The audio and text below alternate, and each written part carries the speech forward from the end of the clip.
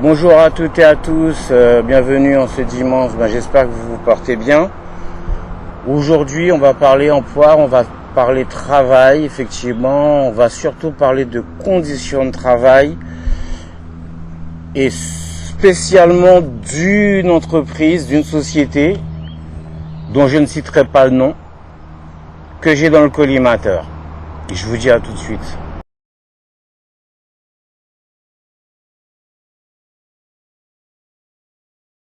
Donc, comme je vous ai dit, aujourd'hui, on va parler conditions de travail concernant une société dont je ne nommerai pas le nom pour des raisons évidentes, vous vous doutez bien.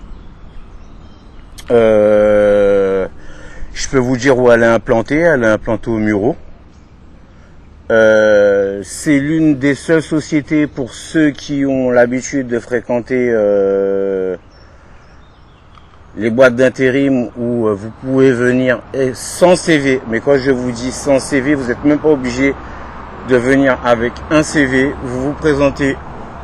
Donc ça peut être une solution aussi parce que je souligne que je comprends qu'il y a des gens qui sont dans des situations très très compliquées. Je pourrais vous donner des exemples simples. Des gens qui sont en probation, qui ont l'obligation de trouver un emploi rapidement sous peine de faire de la prison. Des gens qui sont dans des situations irrégulières, qui n'ont pas forcément de papier, qui n'ont pas forcément de qualification, qui ont de gros soucis financiers et qui sont dans vraiment un grand besoin. Donc ça peut être une aide entre guillemets, mais on va parler de ce sujet-là. Donc vous vous présentez sans CV, vous dites juste j'ai besoin de travailler, je suis dans l'urgence, qu'est-ce que vous allez me proposer? Et vous avez de fortes chances d'être réorienté vers cette société en question. Donc, effectivement, comme je vous ai dit, dans certains contextes, ça peut aider. Maintenant, moi, ce que je reproche à cette société, à cette entreprise, c'est de l'exploitation totale. En 2023, et ça a des conséquences négatives, très négatives,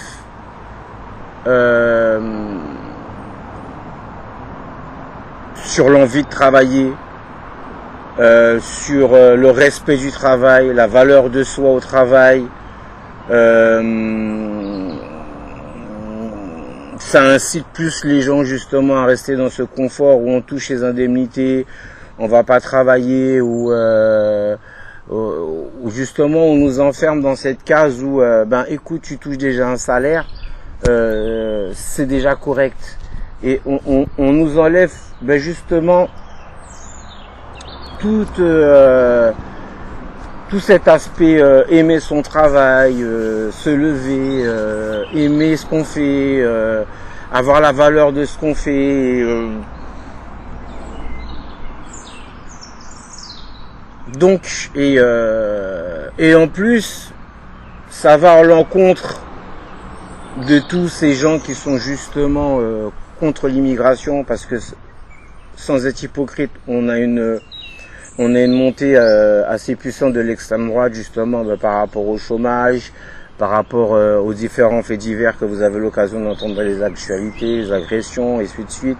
Et dès que c'est quelqu'un qui soit en situation irrégulière ou voire même en étranger de nationalité française, ça remet ce problème sur la table.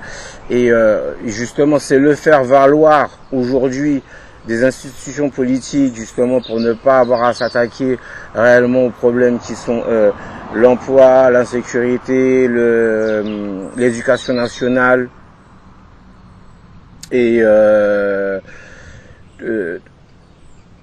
toutes ces choses, tous ces problèmes existentiels de la France. Et pour juste dire, en fait, si la France est dans ce type de problème-là, c'est l'immigration. Donc bon, faut bien que tout le monde vive. Les politiques, c'est leur faire valoir, c'est leur droit. Mais je suis pas aujourd'hui là pour parler de politique. Je suis là pour parler de cette société qui génère des millions, qui génère beaucoup d'argent, qui peuvent se permettre justement d'abuser en vif justement des intérimaires et de les traiter vraiment comme de la chair à canon. Donc à savoir que oui, parce qu'effectivement embaucher un intérimaire, ça coûte beaucoup d'argent. Vous êtes payé près de 12 € de l'heure, vous avez des primes de fin de mission.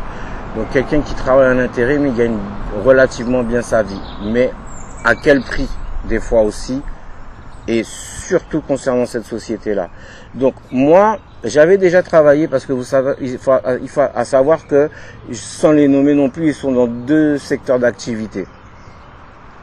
Et ils génèrent beaucoup d'argent dans ces secteurs-là. J'ai eu l'occasion de travailler dans ces 2 secteurs-là.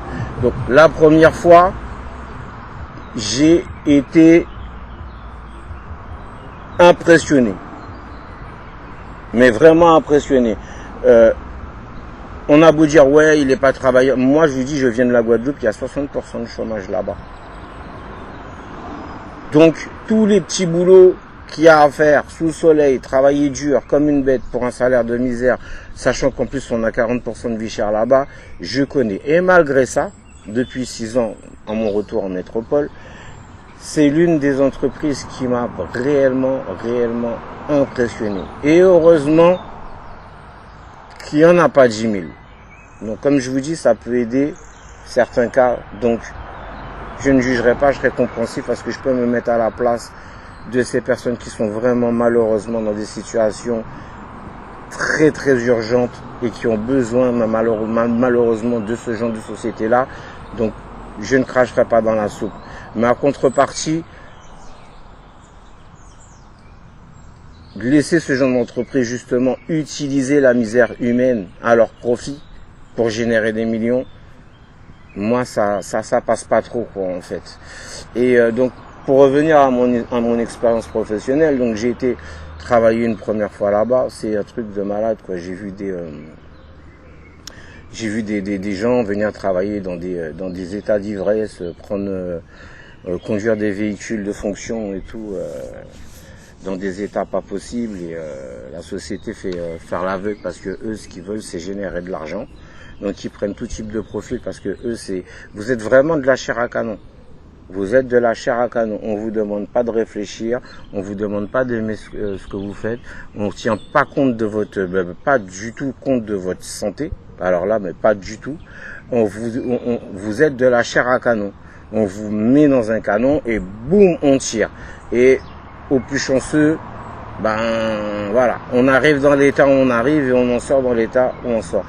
À savoir que pour moi, on peut en sortir brisé financièrement, on peut en sortir brisé psychologiquement et encore plus grave, on peut en sortir brisé physiquement au niveau de sa santé. Parce que je vous le répète, vous êtes vraiment de la chair à canon. Donc moi, j'inviterai un peu les politiques, bien sûr, s'ils le veulent, mais à s'intéresser un peu à ce genre de société-là qui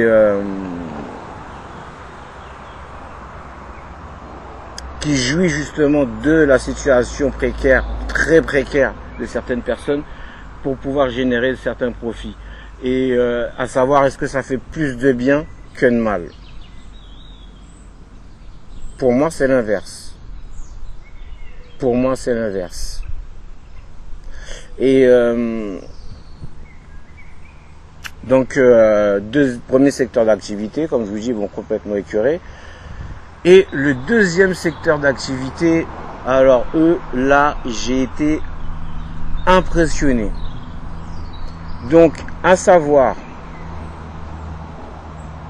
que vous travaillez comme une bête sur une base de 35 heures minimum, ce qui est faux parce que vous faites beaucoup plus. À savoir qu'on ne vous donne pas de pause, mais pas du tout, pas de pause déjeuner. Pas de pause du tout. Vous travaillez comme une bête du début jusqu'à la fin. Donc c'est là où déjà je dis que, et c'est un travail physique, très physique. Il faut être relativement costaud pour faire ce genre de travail.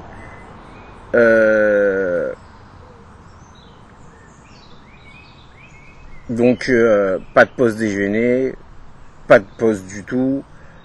Pour les heures sup, on vous demande pas votre avis. Je vous donne un exemple, vous commencez à 9 h, vous devez finir à 17 h. N'essayez pas de prévoir vie de famille ou quoi que ce soit, ou des amis, ou rendez-vous chez le médecin ou quoi. C'est aux besoins de la société, qui veut dire que à 17 h pile, il y a peut-être 3 heures ou 4 heures de boulot supplémentaire à faire. Certes, on va vous les payer, mais à savoir que vous avez déjà vos heures sans manger, sans pause et physique. Vous n'êtes pas un surhumain, donc vous allez être complètement cassé. Et on va vous dire, voilà, vous avez 2 à 3 heures d'heures supplémentaires à faire en plus. Vous y allez. Si vous refusez, vous restez chez vous. Merci pour tout, au revoir. Donc, en 2023,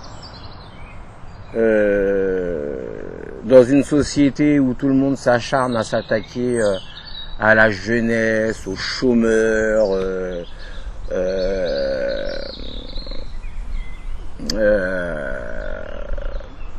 même à la politique, hein, aux impôts, à la retraite, machin, laisser et faire l'aveugle dans ce genre de société-là, je trouve ça vraiment dégueulasse, pittoresque. Ce qui me tient, c'est de dire, voilà, je pense à celui qui est dans une grosse situation précaire, qui n'a pas le choix, qui a besoin d'argent ou sinon il meurt. Donc, de toutes les manières, ça revient au même. Parce qu'il n'a pas de quoi manger, il n'a pas de quoi dormir, ou peut-être qu'il il y a sa famille qui est, ou ses proches qui sont dans une situation très précaire, ou comme je vous dis, quelqu'un qui est en réinsertion ou qui est en agent de probation et que pour pas faire de la prison, il est obligé de trouver un emploi assez rapidement. Donc tout ce qui est précarité, oui, ça je dis voilà, ça me tenait de dire, je dis voilà, si ça peut vraiment aider des gens qui sont dans une telle situation précaire, il faut que j'en tienne compte dans mon analyse. Même si je suis écœuré aussi de l'exploitation de ce genre de société. Et donc moi je vous invite à réfléchir, à avoir à avoir votre vision sur ce truc-là, votre analyse. Peut-être que ceux qui fréquentent, comme je vous dis, beaucoup les intérims et qui connaissent le secteur feront vite référence à la société en question et auront leur point de vue sur mon analyse. Mais dans une société où on va pas en s'arrangeant, mais pas du tout, pas du tout, sur tous les points. Donc je vais pas m'étaler parce que sinon c'est pas une vidéo de 10-20 minutes que je vais vous faire, c'est une vidéo de 3 mois. Et vous allez vous endormir, vous allez fuir. Donc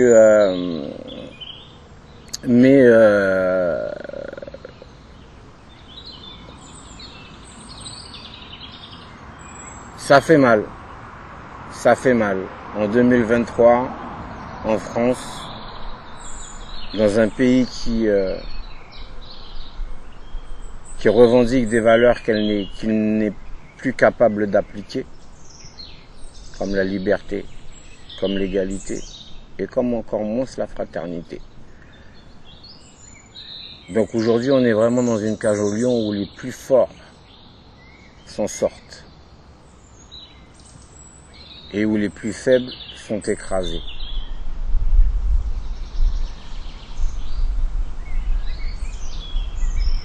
Donc,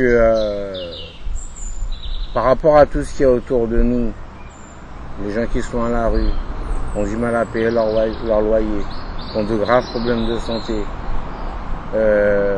qui sont dans des situations dures, humaines,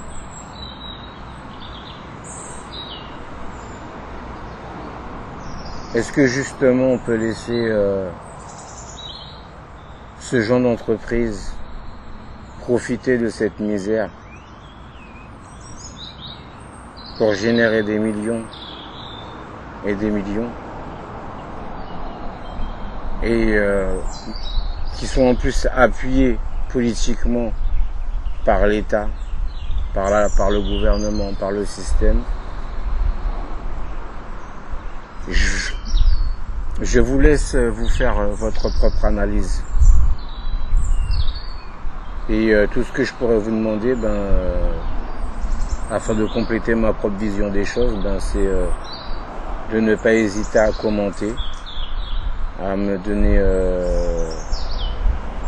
votre sentiment, votre opinion et de me dire ce qu'il en est, quoi. Donc je sais pas si auparavant il y a des gens qui ont déjà osé justement entamer. C'est malheureux, je ne peux pas nommer le nom de la société. Je ne peux pas, pour des raisons juridiques, j'ai pas envie de me retrouver avec des procès faramineux que je ne pourrais pas assumer. À travers le peu d'informations que j'ai donné, je pense que tous les gens qui travaillent dans les boîtes d'intérim, tous les intérimaires qui ont eu l'occasion justement d'avoir beaucoup d'expérience dans différentes sociétés en intérim, ils pourront vite savoir de quelle société je parle. Donc c'est le seul peu d'informations que je peux vous donner. Et